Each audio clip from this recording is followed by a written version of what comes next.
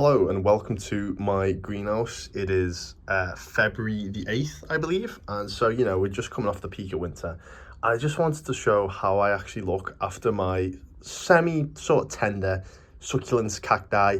You can see I got the golden barrel cacti here. And I do use pretty low cost, high efficiency method of keeping these guys warm. And these guys can take relatively low temperatures. The problem is if it's prolonged, which you can have spells in the UK where, you can have temperatures that are not particularly cold per se, but it's prolonged exposure to, 3 degrees, -1, something like that, and it can affect them.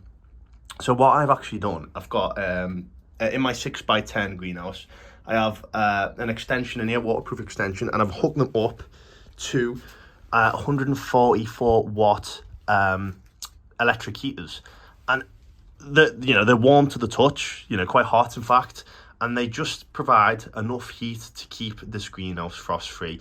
And if I put it close enough, like you can see with this bougainvillea, then the ambient temperature around here can be anything between like 10 to 15 degrees Celsius, which is more than adequate for a bougainvillea. So on top of that, with this 144 watt heater, I put frost like fleece protection on it, and the cactus is kind of like stuck on it, so I'm not going to pull it all off there. But under here, and I'd like to stipulate, I only put these on if it's exceptionally a prolonged spell of some cold weather. I have my Cycas revoluta, I have all sorts of succulents and cacti in here, and absolutely fine. This is it.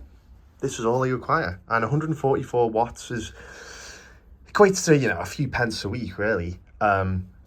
And as I said, I don't need to have it on all the time. It's just a temporary measure for when there's an exceptionally cold spell, and this is enough to get them by. And so instead of having to lug plants indoors all winter, which is a bit messy and a bit, if you're living with your family and whatnot, they won't like that, I can literally just have my plants in here for very minimal cost.